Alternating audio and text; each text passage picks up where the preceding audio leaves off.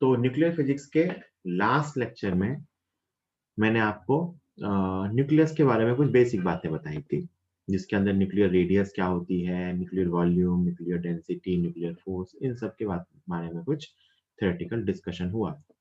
वो पार्ट अपने एग्जाम में रेयरली पूछा जाता है, नहीं के बराबर आता है। अपने एग्जाम में जो पार्ट आता है वो मैं यहाँ से आगे जो पढ़ा रहा हूँ वो आएगा, ठीक है। मतलब बाइंडिंग एनर्जी, मास डिफेक्ट और रेडियो एक्टिविटी। फिर एक छोटा सा न्यूक्लियर रिएक्टर का पार्ट है, वो मैं सबसे लास्ट में पढ़ाऊंगा, क्योंकि वो भी बहुत इंपॉर्टेंट नहीं है अपने एग्जाम के अकॉर्डिंग, ठीक। चलिए, तो सबसे पहले अपन सीखते हैं कि बाइंडिंग एनर्जी क्या होती है न्यूक्लियस के बारे में। तो ध्यान से सुनना मेरी बात। अगर मैं सोचूं कि न्यूक्लियस कैसे फॉर्म हुआ होगा, तो मान लो बेटा एक कोई न्यूक्लियस है, से इट इज XAZ, मतलब Z is the number of protons and A is the number of nucleons, that is number of protons plus number of neutrons। तो आप कहोगे कि इसमें Z प्रोटॉन होंगे और इसके अंदर A माइनस Z न्यूट्रॉन होंगे, ठीक है। न्यूक्लियस के अंदर इसमें Z प्रोटॉन होंगे और A माइनस Z न्यूट्रॉन होंगे। तो मैं सोचूं ये कैसे फॉर्म हुआ होगा, तो मैं ऐसा एज्यूम कर सकता हूं कि ये सारे पार्टिकल मिले होंगे, और उन्होंने एक डेंस सा न्यूक्लियस बनाया। दिस इज न्यूक्लियस, है ना। न्यूक्लियस का साइज बहुत ही छोटा होता है, मैंने बताया था 10⁻⁻15 मीटर के ऑर्डर का होता है। तो Z प्रोटॉन और A माइनस Z न्यूट्रॉन हमारे पास होंगे।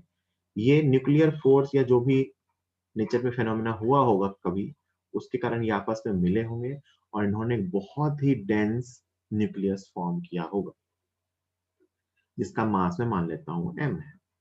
Capital M is the mass of nucleus, है ना। तो अगर मैं एक्सपेक्टेड मास की बात करूं कि न्यूक्लियस का एक्सपेक्टेड मास क्या है, expected mass of nucleus, nucleus का एक्सपेक्टेड मास क्या आएगा, तो that will be Z into mass of proton plus A minus Z into mass of neutron. मानते हैं क्या सब लोग कि अगर मैं कहूं कि न्यूक्लियस का एक्सपेक्टेड मास क्या होगा, तो वो होगा Z into mass of proton plus A minus Z into mass of neutron. बहुत अच्छी बात, ये मास आना चाहिए। नेचर में हमारे पास ऑलरेडी एटम है ना, नेचर में हमारे पास ऑलरेडी एटम है। तो ये मान लो मैं आपसे कहूं कि एक्सपेरिमेंटल मास या ऑब्जर्व्ड मास या experimental mass of nucleus, experimental mass. तो आप कहोगे मास ऑफ एटम, एटम का जो मास होगा माइनस इसमें जो इलेक्ट्रॉन है उसका मास माइनस किया जाएगा, Z into mass of electron. ऐसे सोच सकते हो। न्यूक्लियस का जो ऑब्जर्व या एक्सपेरिमेंटल मास होगा वो एटम जो हमें नेचर में से यूरेनियम 238 का एटम मिलता है, तो उसके एटम में से उसमें जितने इलेक्ट्रॉन होंगे उसका मास माइनस कर देंगे। या मैं इसको ऐसे भी लिख सकता हूँ, this is mx is the mass of nucleus, mass of nucleus जो हमें नेचर में, एक्चुअली तो नेचर में न्यूक्लियस मिलता है ना, तो ये इसका मास क्या होगा, एटम्स के मास और इसके मास के बराबर।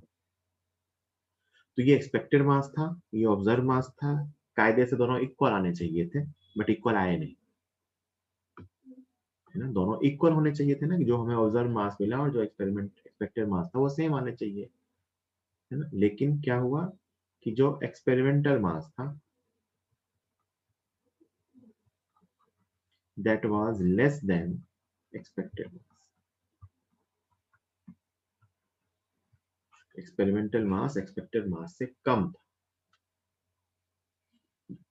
क्यों कम था, अच्छा कितना कम था इसको भी लिख सकते हैं, क्यों कम था ये भी समझेंगे। इसको एक्सप्लेन किया था आइंस्टाइन ने। आइंस्टाइन ने कहा कि न्यूक्लियस फॉर्म हो रहा है ना, न्यूक्लियस फॉर्म हो रहा है, मतलब ऐसा होने से स्टेबिलिटी आ रही है ना। This is formation of nucleus. ये प्रोसेस हो रही है, इसका मतलब स्टेबिलिटी आ रही है, स्टेबिलिटी आ रही है मतलब इस प्रोसेस में कुछ ना कुछ एनर्जी रिलीज होती है। तो उसने कहा इसके ड्यूरिंग कुछ एनर्जी रिलीज होती है, that is known as binding energy, binding energy. क्योंकि क्योंकि न्यूक्लियस के फॉर्मेशन में स्टेबिलिटी आती है, तो न्यूक्लियस के फॉर्मेशन के ड्यूरिंग कुछ एनर्जी रिलीज होगी। तो मैं बाइंडिंग एनर्जी को अगर डिफाइन करूं तो व्हाट इज बाइंडिंग एनर्जी? तो दो तरीके से आप लिख सकते हो, जैसा कि आप केमिस्ट्री में बॉन्ड एनर्जी वगैरह सबको भी लिखते हो। इसको ऐसा लिख सकते हैं कि it is the energy released, it is the energy released when nucleons combine, when nucleons combine to form nucleus। जब न्यूक्लियॉन्स कंबाइन होते हैं न्यूक्लियस को फॉर्म करने के लिए, तो जो एनर्जी रिलीज होती है उसको बाइंडिंग एनर्जी कहते हैं। और it is the energy required to break a nucleus, it is the energy required to break a nucleus into constituent nucleons. मानते हो क्या कि या तो न्यूक्लियस के फॉर्मेशन में जितनी एनर्जी रिलीज होगी उसको बोलेंगे, या हमारे पास एक बना हुआ न्यूक्लियस है, हम चाहते हैं कि उसको उसके न्यूक्लियॉन्स में ब्रेक कर दें, तो उसके लिए जितनी एनर्जी चाहिए होगी that is known as binding energy. Einstein ने कहा कि एनर्जी और मास इंटर कन्वर्टेबल है, तो उसने अपना फेमस एक्सप्रेशन दिया था एनर्जी मास इक्विवेलेंस का। उसने कहा कि ये जो मास कम आता है ना, इसको बोलते हैं मास डिफेक्ट। क्या बोलते हैं? Mass defect, delta M, change in mass. उसने कहा जो मास डिफेक्ट आता है इसका जो एनर्जी इक्विवेलेंट होगा that is equal to binding energy, है ना। तो जो ये बाइंडिंग एनर्जी होती है ना, इसकी वैल्यू क्या आती है? Delta M into C square as per the Einstein equation. Einstein ने कैलकुलेट करके देख लो कि इस बाइंडिंग एनर्जी जो रिलीज हुई होगी उसके कॉरेस्पॉन्डिंग जो मास आएगा या जो मास डिफेक्ट है उसके कॉरेस्पॉन्डिंग जो एनर्जी आएगी वही बाइंडिंग एनर्जी के इक्वल।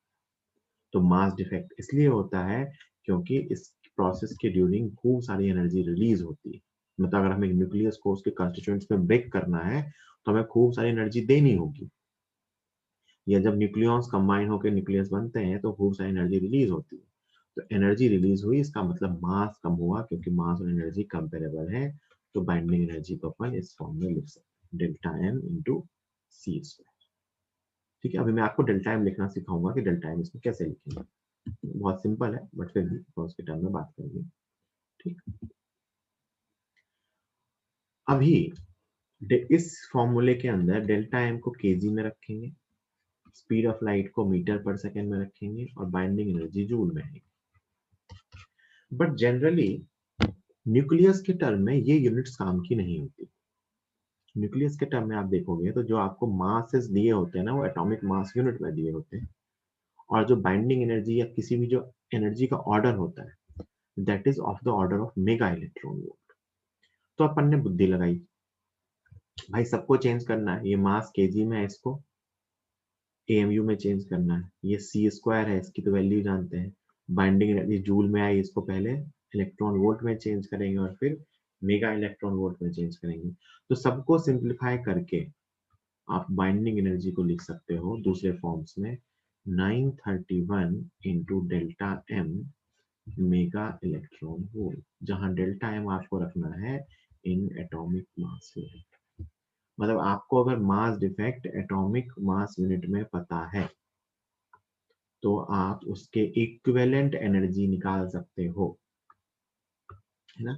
और ये मैंने यहाँ बाइंडिंग एनर्जी के टर्म बता दिया। आपको कभी भी मास को एनर्जी में चेंज करना हो न्यूक्लियस में और आपको मास की टर्म अगर एएमयू में दे रखी है तो उसके कॉरेस्पॉन्डिंग आप बाइंडिंग एनर्जी या जो एनर्जी आएगी this is energy corresponding to mass, वो आएगी 931 into delta M mega electron volt.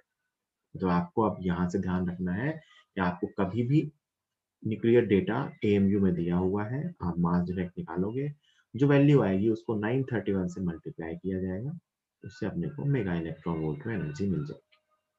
ठीक है,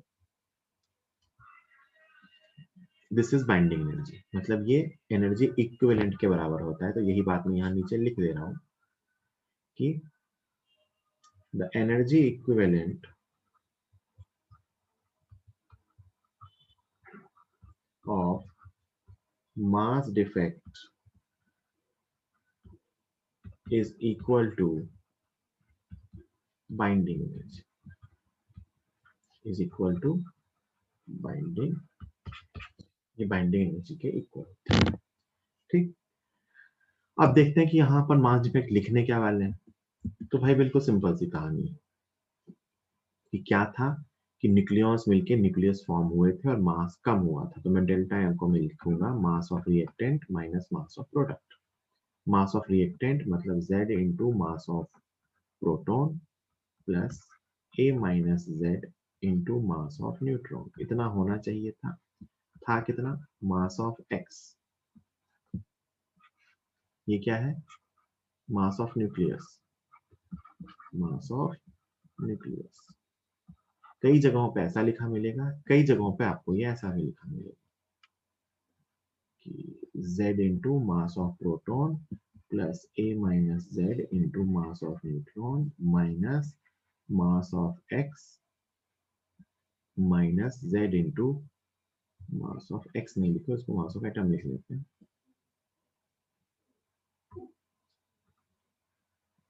mass of atom into Z minus mass of electron. ये टर्म क्या है, यहाँ मैंने मास ऑफ एटम की टर्म में लिखा है, यहाँ मैंने मास ऑफ न्यूक्लियस की टर्म में लिखा है। ये बात आपको समझ में आ रही होगी कि एटम के मास में से अगर इलेक्ट्रॉन का मास माइनस कर देंगे तो न्यूक्लियस का मास लिया।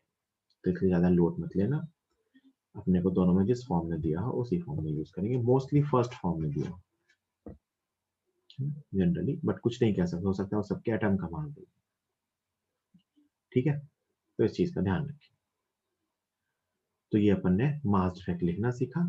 मास डिफेक्ट को अगर अपन सी स्क्वायर से मल्टीप्लाई कर दें तो अपने को क्या मिल जाएगा, बाइंडिंग एनर्जी। क्या मिल जाएगा, बाइंडिंग एनर्जी। यहां तक कोई डाउट किसी को, यहां तक कोई डाउट किसी को? No sir. ठीक, आगे चलते हैं। फिर एक टर्म आती है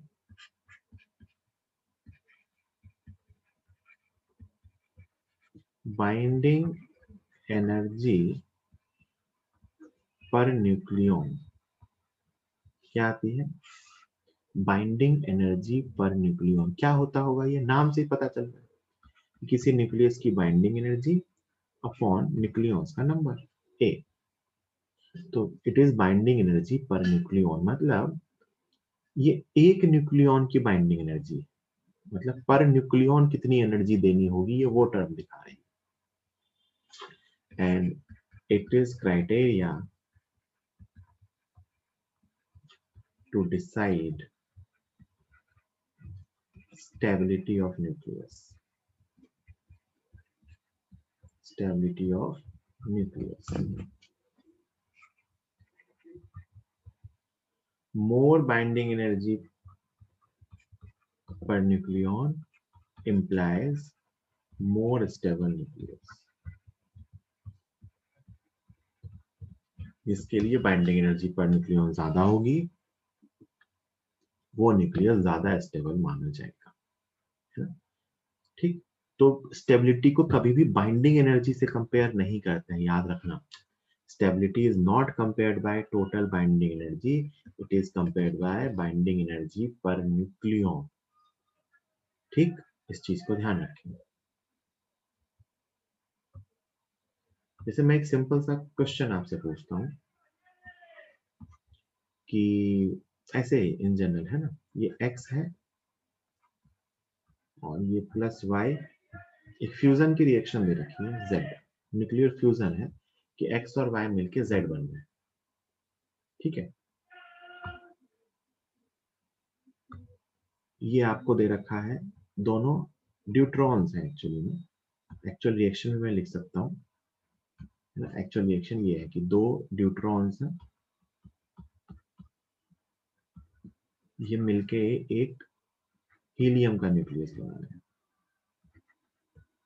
ये एक्चुअल है ना, रिएक्शन है। मैंने उसको XYZ की टर्म में लिख लिया क्योंकि मैं इनके बाइंडिंग एनर्जी के डेटा रैंडम ले रहा हूँ। ये रिएक्शन आपको दे रखी है कि ये रिएक्शन हो रही है, और आपको बाइंडिंग एनर्जी पर न्यूक्लियन की का डेटा एक दे रखा है, कुछ भी रैंडम सा। बाइंडिंग एनर्जी पर न्यूक्लियन, वैसे तो कायदे से इसका डेटा फिक्स होता है, तो ठीक है, अपन मान रहे हैं बाइंडिंग एनर्जी पर न्यूक्लियन का डेटा है। एक्स के लिए है वो binding energy per nucleon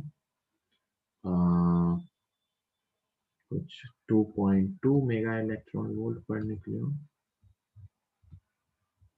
y के लिए भी सेम है क्योंकि x और y सेम है, 2.2 mega electron volt per nucleon. और z के लिए ये है data 5 mega electron volt per nucleon. ध्यान से देखिए ये रिएक्शन हो क्यों रही है, क्योंकि स्टेबिलिटी आ रही है। जो रिएक्टेंट है उसकी बाइंडिंग एनर्जी पर न्यूक्लियन कम है, जो प्रोडक्ट है उसकी बाइंडिंग एनर्जी पर न्यूक्लियन ज्यादा है। ये एक्चुअल डेटा नहीं, मैंने रैंडम डेटा लिया है। तो ये स्टेबिलिटी तो आ रही है, तो मुझे समझ में आ गया, है ना। आपसे पूछ लेते हैं कि find energy released in this process. Find energy released in this reaction. इस रिएक्शन में कितनी एनर्जी रिलीज होगी, जरा बताइए, कैलकुलेट करके बताइए जरा सब लोग। इस प्रोसेस में कितनी एनर्जी रिलीज होगी?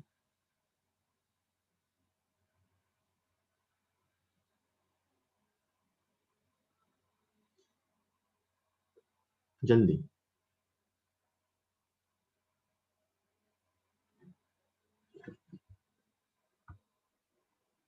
अभी इसकी जरूरत है, ये फ्यूजन पर आऊंगा तब बताऊंगा, क्योंकि मुझे बाइंडिंग एनर्जी और बाइंडिंग एनर्जी पर न्यूक्लियन से रिलेटेड कुछ क्वेश्चन चलता है करवाना है, उसके लिए दिया। इसमें कितनी एनर्जी रिलीज होगी?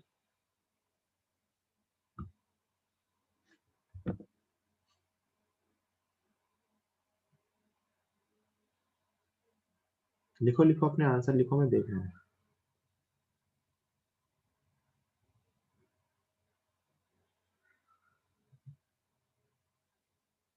इस रिएक्शन में कितनी एनर्जी रिलीज होगी?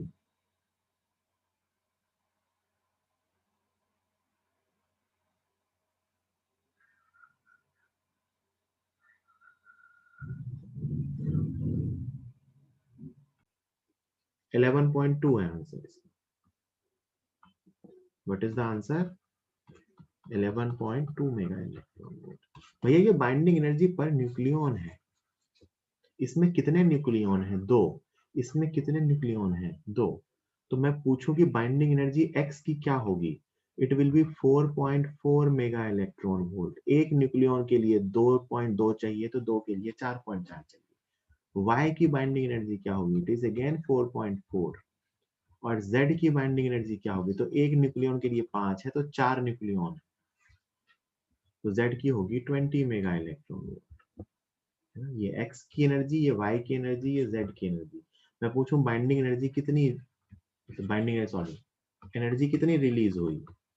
तो 20 रिएक्टेंट की एनर्जी माइनस, सॉरी प्रोडक्ट की एनर्जी माइनस रिएक्टेंट की एनर्जी, 8.8 कितना आया? 10 पॉइंट सॉरी 11.2 मेगा इलेक्ट्रॉन। ऐसे क्वेश्चन अपन ने केमिस्ट्री में नहीं किए हैं क्या कभी जीवन में? बॉन्ड एनर्जी निकालने की, कि दो बॉन्ड ब्रेक हुआ, एक बॉन्ड फॉर्म हुआ, नहीं किए हैं? बोलो भाई, बोलो यस बोलो सर। बोलो। Yes sir. फिर और पर न्यूक्लियन लिख रहा हूं मैं बार बार, पर न्यूक्लियन पर न्यूक्लियन, तो इतना सोचना था ना। ठीक है, चलिए, ये क्वेश्चन आते हैं, गलती मत कीजिएगा आगे से। और क्वेश्चन में मेरी बात ये, इसलिए मैंने यस इसको सर। इतना डिटेल में इस क्वेश्चन को समझाया। इस चीज का ध्यान रखना है, क्वेश्चन में मैंने यहाँ पर न्यूक्लियन दिया, बहुत बार बाइंडिंग एनर्जी का डेटा दिया होता है। क्वेश्चन को बहुत ध्यान से पढ़ना होता है कि बाइंडिंग एनर्जी पर न्यूक्लियन दिया है या बाइंडिंग एनर्जी दी। और ये तो अपन लिखेंगे कि डेल्टा ई क्या होगा? Reactant minus product. तो ये 20 में से इसका सम माइनस करना है। क्या ध्यान रखना है कि क्वेश्चन में जो डेटा है वो बाइंडिंग एनर्जी का है या बाइंडिंग एनर्जी पर न्यूक्लियन का है, इस चीज को ध्यान से देखेंगे, याद रहे। ठीक है, चलिए आगे चलते हैं। तो इसके और क्वेश्चन में नहीं करा रहा, मॉड्यूल में है, बस इसी चीज का ध्यान रखना होता है, क्वेश्चन आते हैं इस टॉपिक के। चलो फिर ये ग्राफ है, ये एक्सपेरिमेंटल ग्राफ है जो अपने इसको दिया जाता है। इस ग्राफ में देखो y एक्सिस पे क्या है, binding energy per nucleon, y axis पे क्या है, बाइंडिंग एनर्जी पर न्यूक्लियन, और x एक्सिस पे क्या है, नंबर ऑफ न्यूक्लियन, मतलब मास। ये वैसे तो यहां से ऐसा गया फिर ऐसा जिगजैग हुआ, ये अपने काम का नहीं है। अपने काम का है कि बाइंडिंग एनर्जी पर न्यूक्लियन ए बढ़ने पे पहले इंक्रीज होती है और फिर डिक्रीज होती है। मतलब अपने कोर्स में जो अपने काम की चीज है यहाँ पे, वो ये है कि अपने को ये ट्रेंड समझना है। ये ट्रेंड है ना, कि बाइंडिंग एनर्जी पर न्यूक्लियन पहले बढ़ती है और फिर कम होती है। इसका मतलब जो मॉडरेट साइज के न्यूक्लियाइड्स होते हैं उसकी बाइंडिंग एनर्जी पर न्यूक्लियन सबसे ज्यादा होती है ना, ये ध्यान रखना। इसकी भी कम होती है और इसकी भी कम होती है, और हर चीज चाहती है दुनिया में स्टेबिलिटी की तरफ जाना। इसका मतलब जो स्मॉल साइज के न्यूक्लियाइड हैं ये क्या चाहेंगे, मॉडरेट बने। जो लार्ज साइज के न्यूक्लियाइड हैं ये भी क्या चाहेंगे, मॉडरेट बने, है ना। स्मॉल साइज के न्यूक्लियाइड्स कंबाइन होके मीडियम साइज की तरफ जाना चाहते हैं, एंड दिस इज फ्यूजन। और लार्ज साइज के न्यूक्लियाइड स्प्लिट होके मीडियम बनते हैं, दैट इज फिजन। तो फिजन और फ्यूजन के लिए गवर्निंग फैक्टर क्या है, कि मॉडरेट साइज का जो न्यूक्लियाइड होते हैं उनकी बाइंडिंग एनर्जी पर न्यूक्लियन ज्यादा होती है as compare to lighter and heavy nuclides. ये बात मैं यहाँ लिख रहा हूँ। मॉडरेट साइज मतलब medium size nucleus have larger binding energy per nucleon, मतलब more stable as compared to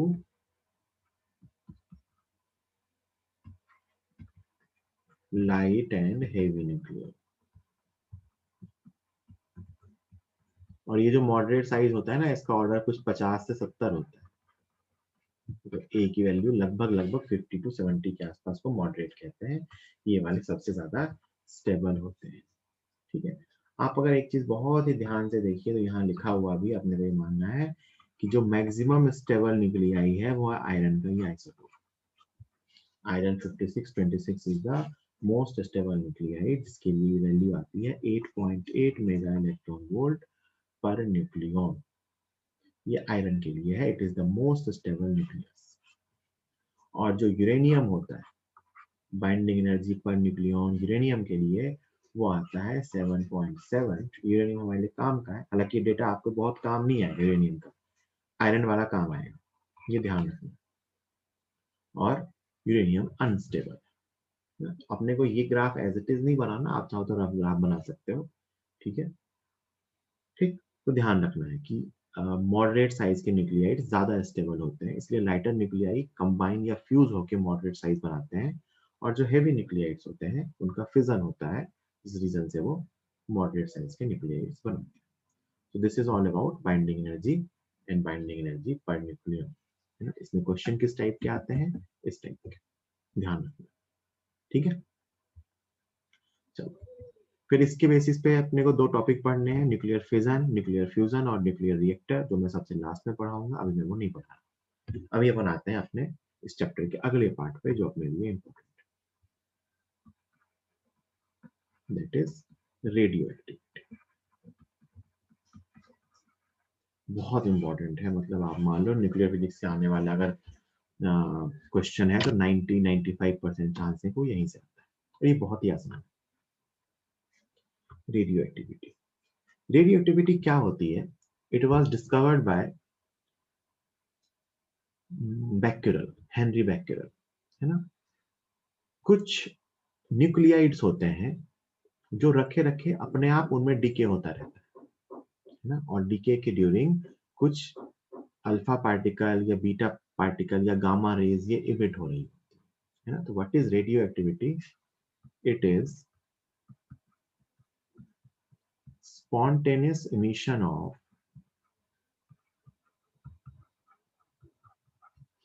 radiations.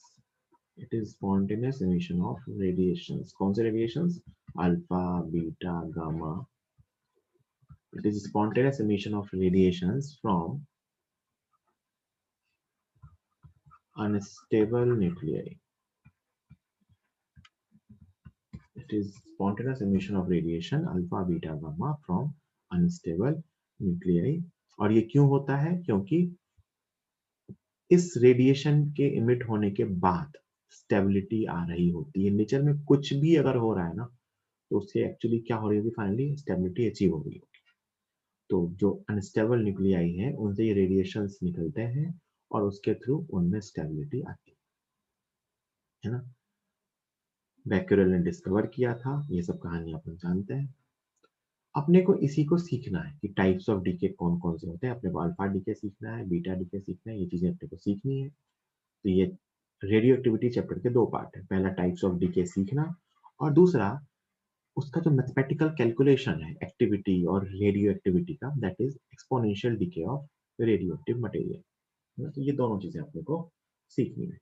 तो पहला अपने को सीखना है types of decay. Types of DK.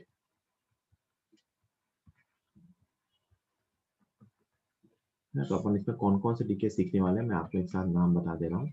Alpha decay. Alpha particle क्या होता है अपन जानते हैं. Beta decay. बीटा डीके में दोनों आएगा, एक बीटा माइनस डीके और beta plus decay. Gamma emission या गामा डीके भी बोल सकते हो.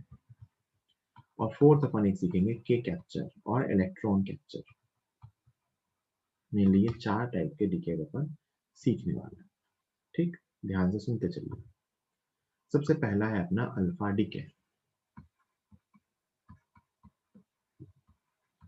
Alpha decay.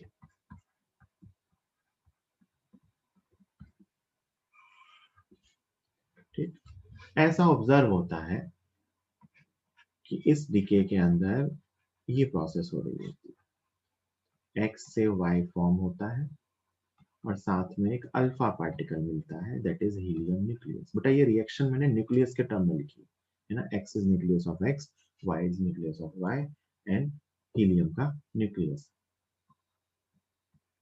A-4 Z-2. आप एटम के टर्म में भी लिख सकते हो. साथ में कुछ एनर्जी रिलीज होती है. Q को मैं लिख रहा हूँ, Q वैल्यू बोलते हैं इसको. It is energy released. साथ में कुछ एनर्जी रिलीज होती है ना. मतलब एक X का एटम था, इसको बोलते हैं पेरेंट एटम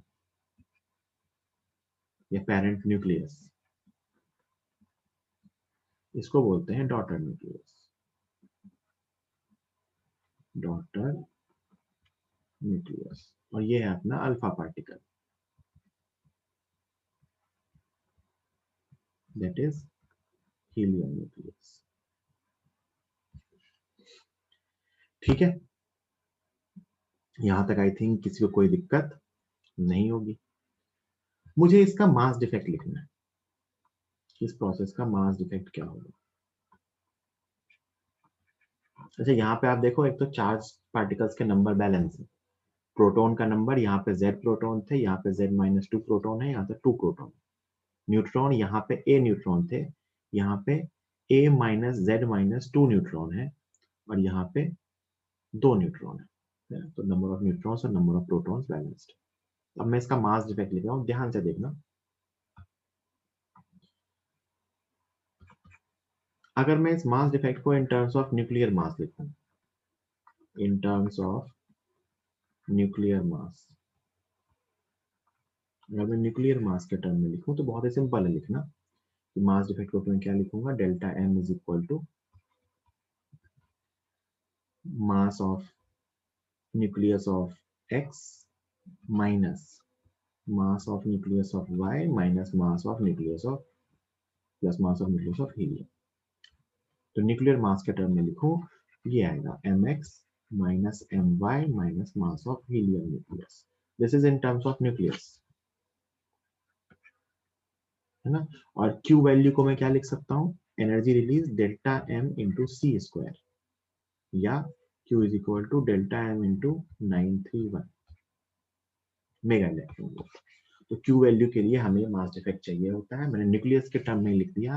अगर X के न्यूक्लियस का मास पता है, Y के न्यूक्लियस का मास पता है और हीलियम के न्यूक्लियस का मास पता है, तो मैं ये लिख सकता हूँ। ठीक है भैया।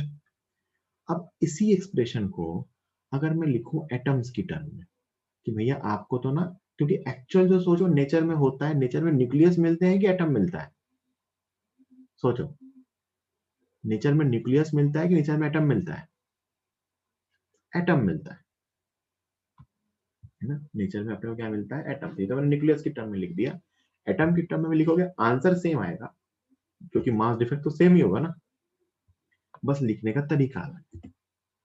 तो देखो मैं उसको क्या लिख रहा हूँ, बस मैं आपको लिखना सिखा रहा हूँ, याद भी रख सकते हो मास डिफेक्ट की प्रोसेस क्या थी, कि एक्स का एटम था हमारे पास, वो डीके हुआ वाई में, और साथ में हमें अल्फा पार्टिकल मिला। ये तो न्यूक्लियस ही है, alpha particle is helium nucleus. ये तो न्यूक्लियस ही मिलता है, ये एटम नहीं मिलता।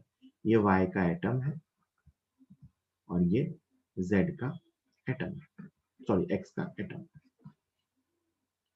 ठीक, एक्स का एटम मान लो न्यूट्रल था, तो इसमें क्या क्या थे, ये ए और ये जेड तो था ही, और y में क्या हो गया, एटॉमिक नंबर a माइनस, उल्टा लिख दिया sorry,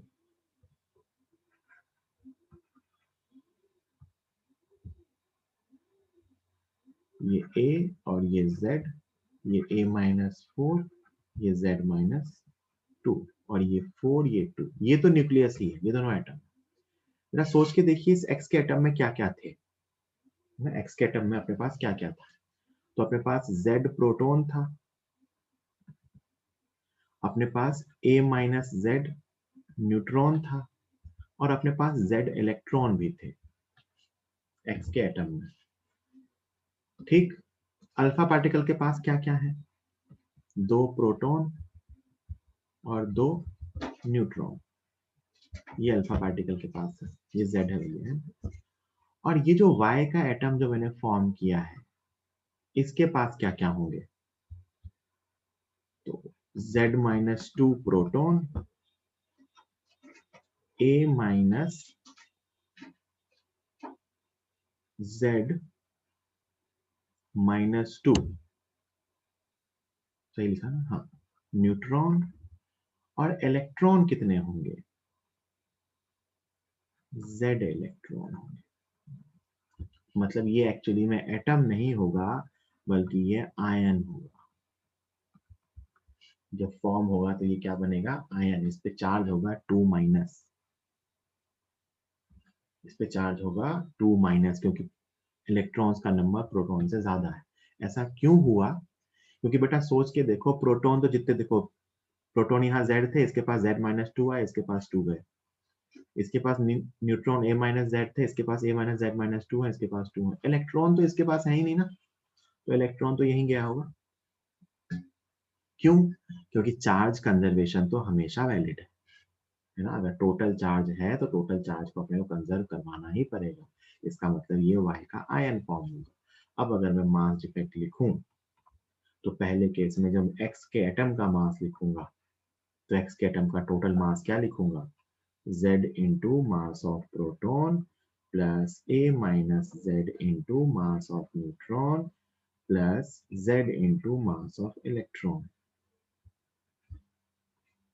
minus z minus 2 into mass of proton plus a minus z minus 2 into mass of neutron plus mass of electron कितना z, प्लस आ गया अपने पास 2 into mass of proton plus 2 into mass of neutron। आपको दिख रहा हो तो मास of electron तो हर जगह से यहाँ कैंसिल हो रहा है, सॉल्व होके तो वही आना है ना, सॉल्व होके अपने पास फाइनली वही आना है, ये मास ऑफ रिएक्टेंट और मास ऑफ प्रोडक्ट की टर्म में। तो जो यहाँ आपने निकाला था ना इनके न्यूक्लियस का मास, वो वही बनेगा, mass of nucleus of X minus mass of nucleus of Y minus mass of nucleus of helium, मतलब मास ऑफ हीलियम के टर्म है ना, अल्फा पार्टिकल का मास वही बना। देखो ध्यान से, ये इलेक्ट्रॉन का मास यहाँ से कैंसिल हो जाएगा और ये क्या बचेगा अपने पास, न्यूक्लियस का मास, और उसके बाद इधर भी क्या बचेगा, वाई के न्यूक्लियस का मास, और ये क्या बचा, अल्फा पार्टिकल का मास, ये अल्फा है ना। तो दोनों जगह से ये सेम बन रहे हैं, बस मुझे आपको ये समझाना था कि यहाँ आयन के फॉर्म में, कि यहाँ ये आयन के फॉर्म में अपने पास बन के आता है। कोई डाउट किसी को, कोई डाउट किसी को, है ना। आप ऐसे ही ध्यान रख सकते हो, सिंपल है ये ध्यान रखना, है ना, मानते हो ना, ये आसान है।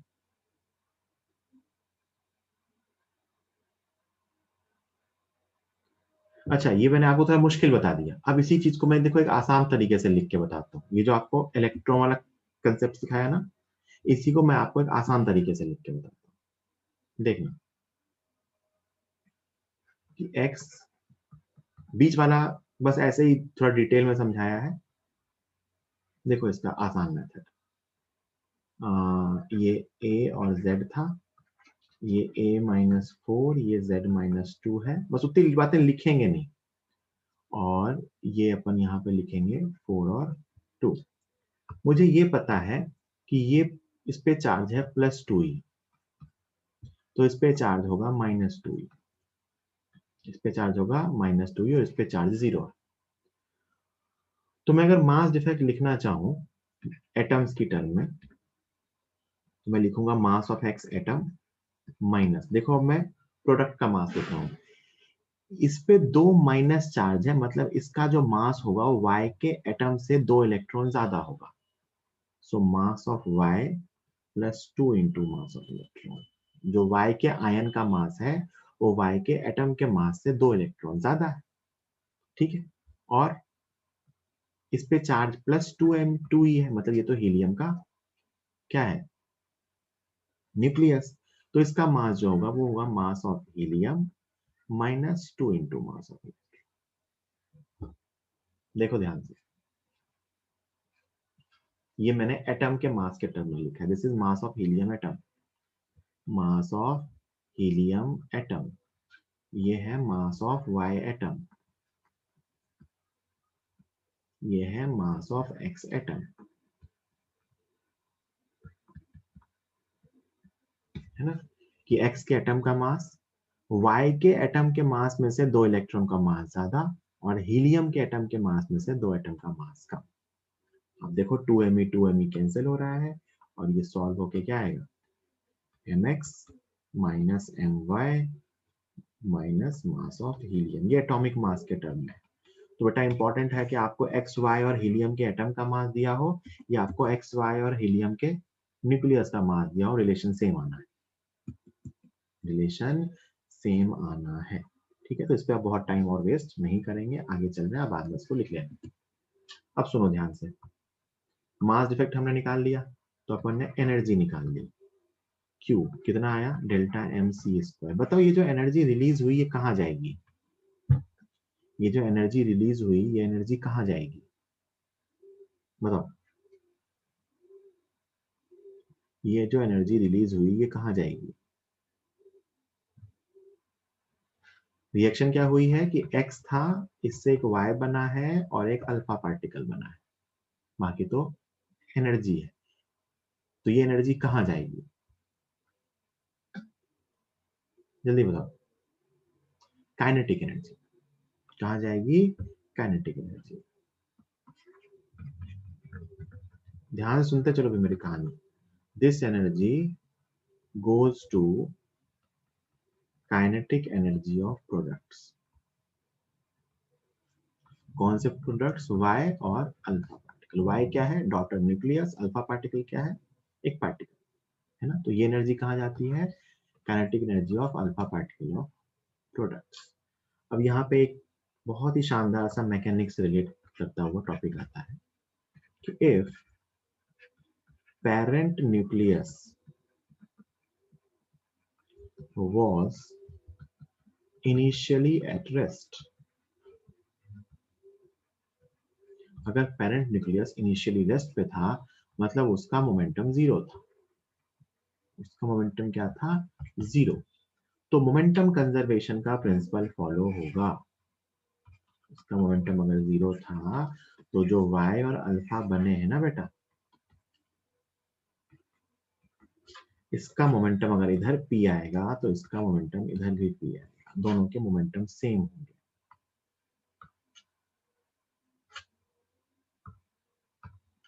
Magnitude wise same magnitude of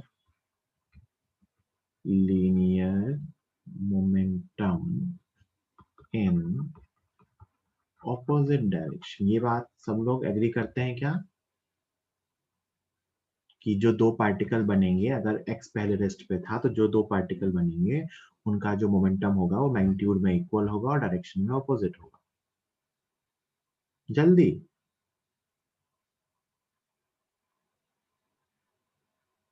ताकि टोटल मोमेंटम जीरो हो जाए। हो ना तुम लोग क्लास में? ठीक है, बोल के बता सकता है, कोई दिक्कत नहीं। अरे ठीक है ना यहाँ तक? हाँ, मुझे पता है तुम कहाँ खोए हो, तुम यहाँ खोए हो अभी तक, है ना? तुम यहाँ खोए हो ना?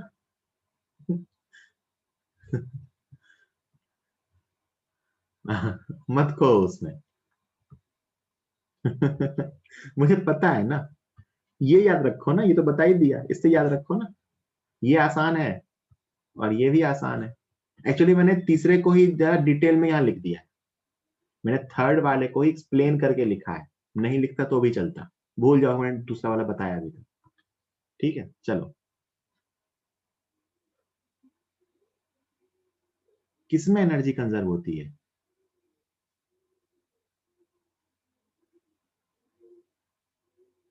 एनर्जी किसमें कंजर्व होती है? सुनो मेरी बात, न्यूक्लियर रिएक्शंस में एनर्जी और मास कंजर्व नहीं होते हैं, एनर्जी मास कॉम्बिनेशन कंजर्व होता है। मैं क्या बोल रहा हूँ सुनो, in nuclear reactions mass is conserve, no. Energy is conserve, no. यही तो आइंस्टाइन को नोबेल प्राइज मिला था, उसने कहा था मास और एनर्जी इंटर कन्वर्टेबल है, तो एनर्जी मास का कॉम्बिनेशन कंजर्व है, मतलब जो भी एनर्जी नहीं मिली आप अगर उसको मास में चेंज कर लो तो मास कंजर्वेशन प्रिंसिपल लगा सकते हो। तो एनर्जी अलग कंजर्व नहीं है, मास अलग कंजर्व नहीं है, एनर्जी मास का कॉम्बिनेशन कंजर्व है। इनके पास एनर्जी कहां से आई, जो मास डिफेक्ट हुआ वही एनर्जी के फॉर्म में गई, है ना?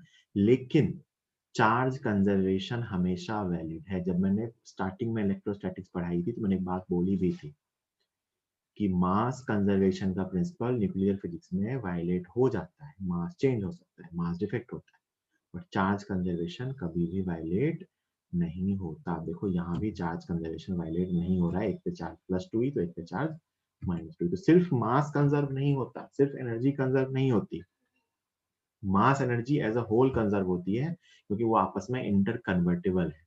बात समझ में आ गई?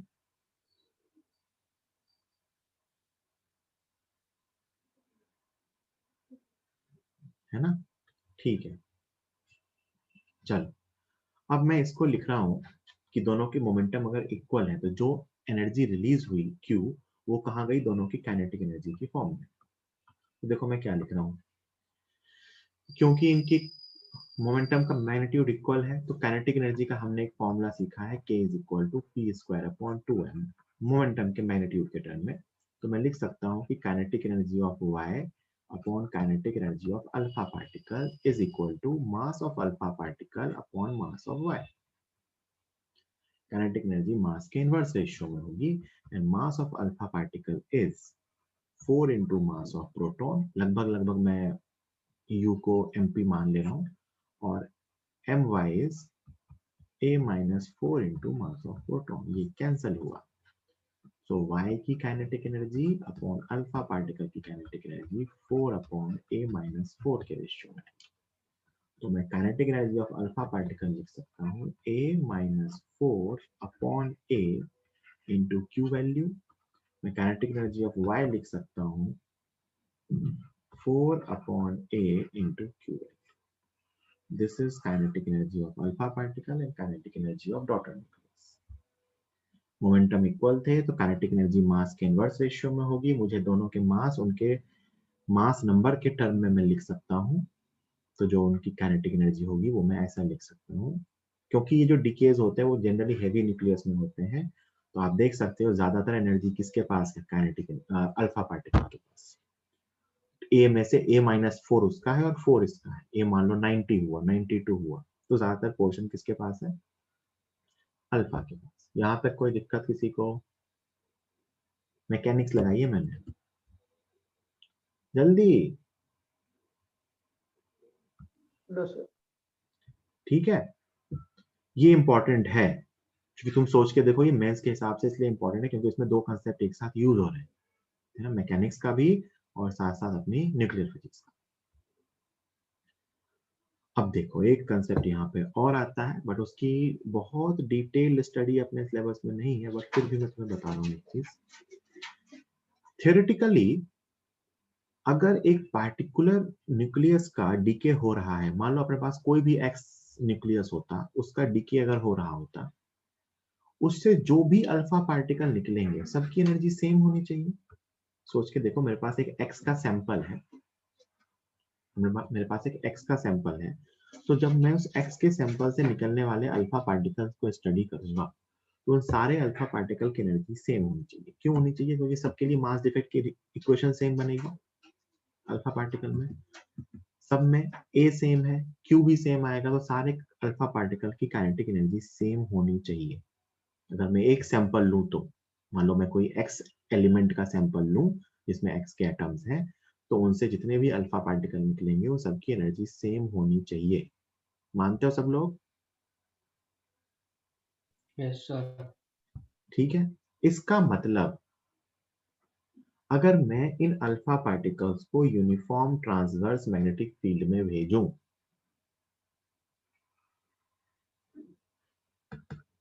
कहां भेजूं? यूनिफॉर्म ट्रांसवर्स मैग्नेटिक फील्ड में, बी, तो ये सब सेम रेडियस के सर्कल बनाएंगे। क्योंकि रेडियस का फॉर्मूला आपको याद हो, तो रेडियस का फॉर्मूला होता है √2mk/QB। तो सारे अल्फा पार्टिकल की काइनेटिक एनर्जी सेम, सबका मास सेम, सबका चार्ज सेम, सबका बी सेम, तो सबकी रेडियस भी सेम होनी चाहिए थी, है ना। मतलब अगर एक सैंपल से निकलने वाले अल्फा पार्टिकल्स को यूनिफॉर्म ट्रांसवर्स मैग्नेटिक फील्ड में घुमाया जाए, तो सबके सब सेम रेडियस के सर्कल में घूमते। मानते हो? Yes sir. बट ऐसा नहीं हुआ, बट ऐसा नहीं हुआ। ऐसा देखा गया कि ये अल्फा पार्टिकल, ऑब्जर्वेशन है, ऐसा देखा गया कि अल्फा पार्टिकल कुछ क्वांटाइज्ड सर्कल्स में घूमते हैं। ज्यादा नहीं बना सकते, कम ही होंगे। अल्फा पार्टिकल्स कुछ क्वांटाइज्ड सर्कल्स में घूमते हैं, मतलब एक डिस्क्रीट पैटर्न मिलता है ना। ये रेडियस R1 होगी, ये रेडियस R2 होगी, ये रेडियस R3 होगी, है ना। तो मैं यहाँ क्या लिख रहा हूँ कि all the alpha particles were suppose to move in the same radius, but practically they were not moving in a same radius.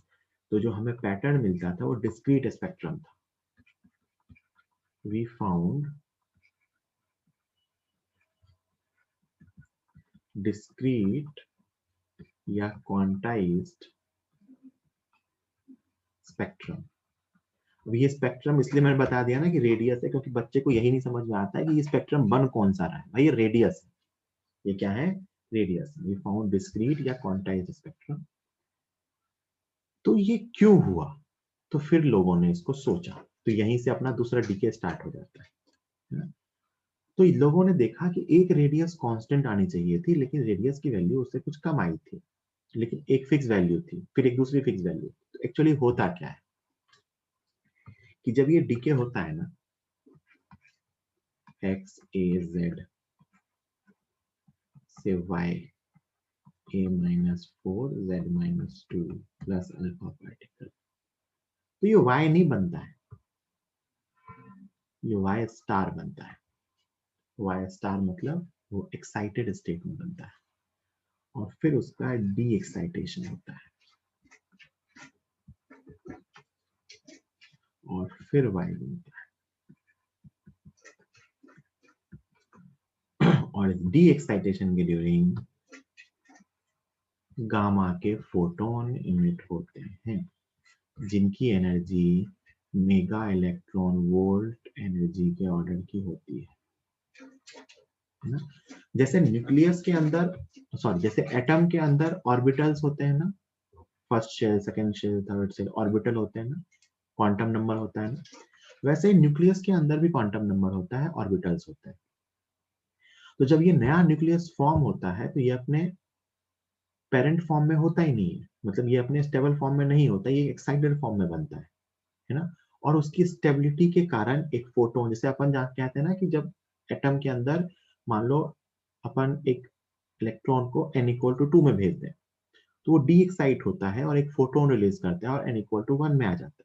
बिल्कुल यहाँ भी ऐसा ही होता है। जो न्यूली फॉर्म न्यूक्लियस है that is an excited state, that is not in ground state, and due to its stabilization photon release होता है और वो photon mega electron volt energy के ऑर्डर का होता है और वो गामा का फोटोन। अब सोच के देखो वो नया न्यूक्लियस किस एनर्जी स्टेट में बना होगा, ये तो उस न्यूक्लियस के मन पे है ना। तो हो सकता है एक फोटोन निकले, मतलब वो गैप डिफरेंट डिफरेंट हो सकते हैं। भैया सोच के देखो ना, अगर एटम के अंदर भी हो सकता है यहाँ से यहाँ का ट्रांजिशन हो सकता है, यहाँ से यहाँ का ट्रांजिशन हो सकता है, ये ट्रांजिशन हो, तो कोई सा भी ट्रांजिशन हो सकता है ना। हो सकता है एक फोटोन निकले, हो सकता है 2 फोटोन निकले, हो सकता है कि डिफरेंट फोटोन निकले, लेकिन क्वांटाइज्ड होते हैं क्योंकि फोटोन की एनर्जी क्वांटाइज्ड होती है। फोटोन की एनर्जी क्वांटाइज्ड होती है। तो एक्चुअली में जो एक काइनेटिक एनर्जी होती है ना, वो पूरी की पूरी नहीं जाती है। काइनेटिक एनर्जी ऑफ अल्फा जो होती है that is actually a-4 upon a into Q minus energy का एक पार्ट गामा की एनर्जी के फॉर्म में जाता है। क्योंकि गामा फोटॉन्स है और फोटॉन्स की एनर्जी क्वांटाइज्ड होती है, इसीलिए हमें क्वांटाइज्ड स्पेक्ट्रम मिलता है। सो ये जो मैंने आपको पढ़ाया, ये पढ़ाया मैंने आपको बेटा गामा डी। तो gamma is photon, gamma is photon which is released due to stabilization of nucleus, है ना। बट कभी भी अगर अपने को गामा को कंसीडर नहीं किया गया और अल्फा डीके में अपने को एक क्वेश्चन आया तो अपन तो ये मान के सॉल्व कर लेंगे। हाँ, उन्होंने गामा की वैल्यू दे दी है कि भाई गामा का फोटोन इतने का रिलीज हो रहा है, तो अपने को काइनेटिक एनर्जी ऑफ अल्फा निकालने के लिए माइनस करना। बात समझ आई कि डिस्क्रीट स्पेक्ट्रम क्यों मिला और गामा फोटोन क्यों रिलीज होता है। ठीक, so this was all about alpha decay, this was all about alpha decay. एक बहुत ही आसान और अच्छा क्वेश्चन आता है अल्फा डीके के अंदर, वो ये आता है बेटा कि इस चीज को याद रखना होता है कि अल्फा डीके में z-2 होता है और a-4 होता है। आसान क्वेश्चन तो इसी बेसिस पे बनता है कि अल्फा डीके में a और z दोनों चेंज होते हैं, a-4 हो जाता है, z-2 हो जाता है। ठीक, तो ये अपना खत्म हुआ अल्फा डीके। अगले टाइप का जो डीके है वो है बीटा डीके। तो उसमें पहला सीख रहे हैं बीटा माइनस डीके। सर हाँ भाई, सर ये हमको सर पता कैसे चलेगा सर कि कौन सा न्यूक्लियस कौन सा डिके करेगा सर? थोड़ी देर रुक जैसे कि जाओ, सर अभी रुक तो जाओ। बीटा प्लस बीटा माइनस में अपन बता सकते हैं। वैसे ना हमें पता नहीं चलता है कि कौन सा न्यूक्लियस कौन सा डीके करता है, हमें ये पता होता है कि इस न्यूक्लियस का ये डीके होता है नेचर में। बात में अंतर समझ में आया?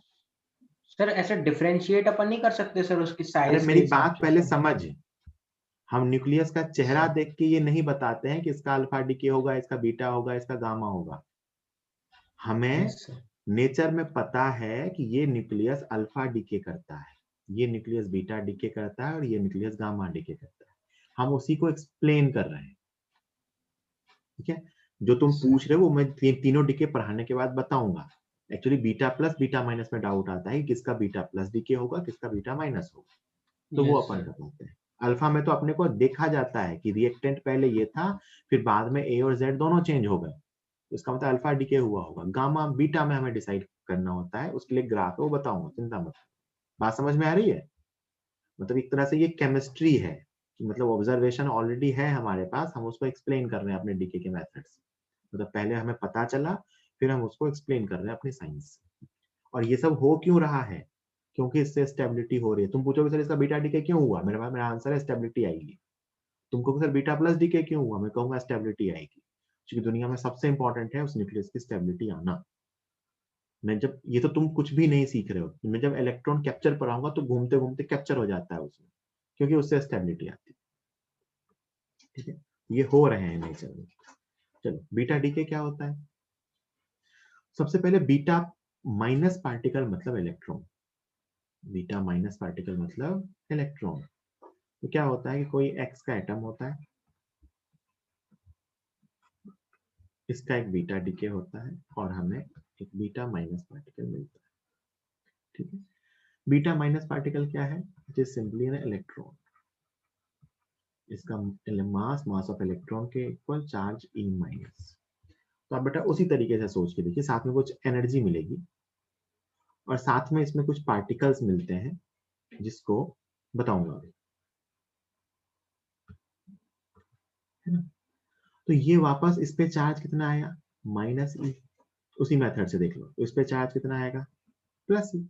मतलब ये y का पॉजिटिव आयन बनेगा। अच्छा, अब आप जरा प्रोटॉन्स का नंबर देखो, यहाँ प्रोटॉन z थे, है ना, तो यहाँ भी प्रोटॉन प्लस ई एक एक्स्ट्रा चेंज हो गया। देखो इसमें होता क्या है अंदर, एक मिनट, हाँ, तो इसके अंदर अंदर रिएक्शन क्या हो रही थी न्यूक्लियस के अंदर कि न्यूट्रॉन जो होता है वो एक प्रोटॉन में चेंज हो रहा है और साथ में एक इलेक्ट्रॉन बन रहा है। न्यूक्लियस के अंदर रिएक्शन क्या हो रही होती है कि एक न्यूट्रॉन प्रोटॉन में कन्वर्ट हो रहा होता है और साथ में एक इलेक्ट्रॉन बन रहा होता है। तो आप सोच के देखो कि इसके अंदर Z जो है वो +1 हो जाएगा। क्यों? क्योंकि एक न्यूट्रॉन एक प्रोटॉन में चेंज हुआ तो प्रोटॉन का नंबर इंक्रीज हो गया और जो A है वो सेम रहेगा, A विल नॉट चेंज। क्यों? क्योंकि न्यूट्रॉन प्रोटॉन का सम होता है। तो इसके अंदर बीटा माइनस डीके के अंदर A सेम रहता है, Z में +1 होता है। तो मैं ये कह सकता हूँ कि इससे जो दोनों बनेंगे ये आइसोटोप्स होंगे। बोलो भाई, सॉरी आइसोटोप नहीं, आइसोबार होंगे। ये क्या होंगे? आइसोबार होंगे। मानते हो क्या? एक्स और वाई जो है ये आइसोबार है, एक्स और वाई आइसोबार है, सेम ए डिफरेंट जेड। ठीक, और इसके साथ एक एक्स्ट्रा पार्टिकल मिलता है जिसके बारे में आगे बताऊंगा, इसको बोलते हैं एंटी न्यूट्रिनो।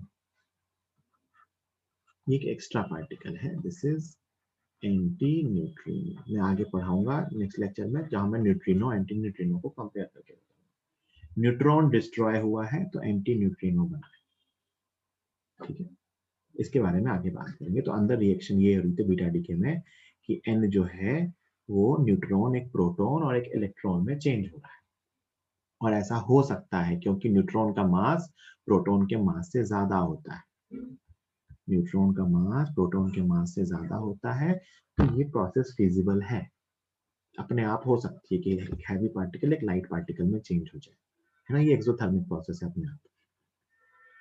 अब देखो मैं इसका मास डिफेक्ट लिख रहा हूँ, mass defect equal to mass of reactant मतलब मास ऑफ एक्स, एटम के टर्म में लिख दे रहा हूँ, है ना, mass of X atom minus, बेटा ये y का एक पॉजिटिव आयन है तो इसका मास में लिखूंगा मास of y atom minus mass of electron. मानते हो? ये मैंने लिखा है y के आयन का मास, y के आयन पे चार्ज प्लस ये है तो उसका मास होगा मास of y minus mass of electron, और प्लस बीटा पार्टिकल का मास, मास ऑफ इलेक्ट्रॉन ये माइनस हुआ तो इसका मास डिफेक्ट सिंपली क्या आता है? mx minus my. This is mass defect. This is mass defect of beta minus bk. Energy कितनी रिलीज होगी, delta M into C square. एक चीज यहाँ पे और ऑब्जर्व करनी है कि बीटा माइनस डीके के during n by p ratio उस एटम के लिए इंक्रीज होगा डिक्रीज होगा, बीटा माइनस डीके के during n by p ratio increase होगा डिक्रीज होगा। न्यूट्रॉन्स कम हो गए तो ये डिक्रीज होगा, ये डिक्रीज होगा। और आगे जब पढ़ाऊंगा तो यही चीज स्टेबिलिटी को डिसाइड करती है। इसका बीटा डिके क्यों हो रहा है, क्योंकि ऐसा होने से n बाय p रेशियो इसमें डिक्रीज होता होगा उस पार्टिकुलर एलिमेंट में, क्योंकि उसके लिए n by p ratio stability वाले से ज्यादा होगा। तो एक ग्राफ एक्सपेरिमेंटल, उसको मैं एक्सप्लेन करूंगा। तो यहाँ पे अपन ने क्या क्या सीखा कि बीटा माइनस डीके में क्या होता है, ए सेम रहता है, जेड में +1 हो जाता है, बीटा पार्टिकल मिलता है, साथ में एंटी न्यूट्रिनो मिलता है, और ये आ गया इसका mass defect. Similarly beta plus decay होता है, beta plus decay. Beta plus decay में भी क्या होता है, कोई एक्स एलिमेंट है ए जेड वाला, ये वाई में चेंज होता है, और साथ में एक बीटा प्लस पार्टिकल मिलता है विच इज पॉजिट्रॉन। पॉजिट्रॉन का मास इलेक्ट्रॉन के मास के बराबर होता है और चार्ज प्लस ही होता है। साथ में हमें एक पार्टिकल मिलता है न्यूट्रिनो, और साथ में मिलती है एनर्जी, दिस इज न्यूट्रिनो। इसके बारे में नेक्स्ट टाइम पे थोड़ी सी थ्योरेटिकल चर्चा करूंगा, बस थोड़ी सी कुछ पॉइंट्स बताऊंगा, अभी ये सीख लो। इसमें भी ए सेम रहता है और जेड -1 हो जाता है, क्योंकि इसके अंदर प्रोटॉन न्यूट्रॉन में चेंज होता है और साथ में एक पॉजिट्रॉन रिलीज होता है और साथ में न्यूट्रिनो मिलता है।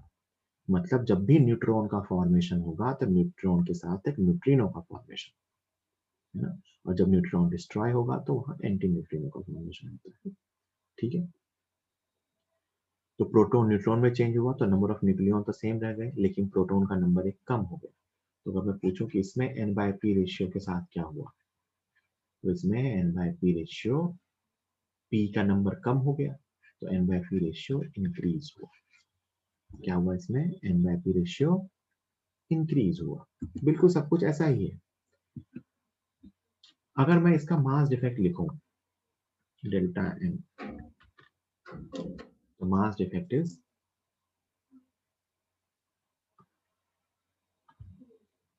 इसका चार्ज 0 एटम के टर्म में लिखूं तो इसका चार्ज +c, तो इसका चार्ज आएगा -c। ये y का एक निगेटिव आयन बनेगा। तो इसको मैं मास डिफेक्ट को अगर लिखने जाऊं तो इसको मैं लिखूंगा mass of x minus y के मास। तो y के मास में एक इलेक्ट्रॉन ज्यादा है, तो मास of y atom plus mass of electron, ये y का मास है ना, y के एटम के मास से एक इलेक्ट्रॉन ज्यादा है, negative ion, plus beta particle, इसमें me कैंसिल नहीं होता है, ये 2me आता है, ये इसका मास mx minus my minus 2me। ये प्रोसेस बहुत ही रेयर है ना, ये प्रोसेस रेयर है बीटा प्लस डीके। पता है क्यों रेयर है, आपने शायद नोटिस नहीं किया। देखो ध्यान से, यहाँ मास इंक्रीज हो रहा है, समझ में आ रहा है, P से N तक जाने पे मास इंक्रीज हो रहा है। बोलो भाई, प्रोटॉन से न्यूट्रॉन बन जा रहा है और साथ में पॉजिट्रॉन और मिल रहा है ना, बट ये होता है क्योंकि ऐसा होने से मास इंक्रीज तो हो गया, बट जो एनर्जी रिलीज होती है वो काफी होती है स्टेबिलिटी के लिए। अब सुनो ध्यान से, ये होता कैसे है, मास इंक्रीज हो कैसे सकता है। तो अपन जानते हैं कि एनर्जी और मास आपस में कन्वर्ट होते हैं, है ना। तो अगर मास इंक्रीज हो रहा है, इसका मतलब इसके लिए उसने कहीं ना कहीं से एनर्जी ली होगी। तो वो एनर्जी कहाँ से लेता है, तो वो एनर्जी न्यूक्लियस से ही लेता है। न्यूक्लियस के पास खूब सारी एनर्जी है, बाइंडिंग एनर्जी इन सबके फॉर्म में। तो इसमें मास इंक्रीज हो रहा है, it takes energy from nucleus itself. इसीलिए मैंने कहा ये प्रोसेस रेयर है। बीटा प्लस डीके में क्या होता है, प्रोटॉन न्यूट्रॉन में कन्वर्ट हो रहा होता है। इस प्रोसेस के लिए हमें एनर्जी चाहिए होती है। ये एनर्जी प्रोटॉन कहाँ से एब्जॉर्ब करता है, न्यूक्लियस से। इसका मतलब कई बार एक स्टेटमेंट लिखा आता है कि isolated proton cannot undergo beta plus decay, जबकि isolated neutron beta minus decay कर सकता है, लेकिन isolated proton beta plus decay नहीं कर सकता। क्यों नहीं कर सकता, क्योंकि इसको जो एनर्जी चाहिए वो तो न्यूक्लियस से लेगा। अगर न्यूक्लियस ही नहीं है तो वो एनर्जी कहां से आएगी। ठीक, ये बीटा प्लस डीके। ये मैंने आपको तीनों डीके एक्सप्लेन करके बताए। अब इसमें एक बहुत ही काम की बात जो मैं आपको समरी के फॉर्म में बता दूं कि अल्फा डीके में क्या होता है। तो a से a माइनस 4, z से z माइनस 2। बीटा डीके दो टाइप के होते हैं, बीटा माइनस और बीटा प्लस। कभी भी सिर्फ बीटा कहे तो जनरली उसका मतलब बीटा माइनस होता है ना। वैसे साफ साफ लिखना चाहिए बट बहुत जगह नहीं लिख सकते। a सेम होता है, z +1 होता है। बीटा प्लस में a सेम रहता है, z का z -1। मतलब बीटा डीके में a चेंज नहीं होता है। मतलब बीटा डीके के थ्रू जो चीज फॉर्म होती है 2000 आइसोबार्स, 2000 आइसोबार्स, है ना। कुछ क्वेश्चन तो इसी जो अभी आपके सामने अभी स्क्रीन पे लिखा हुआ है इस पे ही बेस्ड बन जाते हैं। ठीक, नेक्स्ट टर्न पे अपन इनके बारे में थोड़ी सी बात और करेंगे, एंटी न्यूट्रिनो और न्यूट्रिनो के बारे में। इसके बारे में कुछ बताऊंगा कि इसका स्पेक्ट्रम कंटिन्यूअस होता है। फिर अपन के कैप्चर सीखेंगे और फिर अपन आएंगे स्टैटिस्टिकल लॉ ऑफ थर्मोडायनेमिक्स में, sorry statistical law of radio activity, जिसके अंदर अपन न्यूमेरिकल कैलकुलेशंस। ठीक है, आज का लेक्चर यहीं फिनिश करते हैं। ये स्लाइड्स मैं आपको अभी तुरंत भेज दूंगा।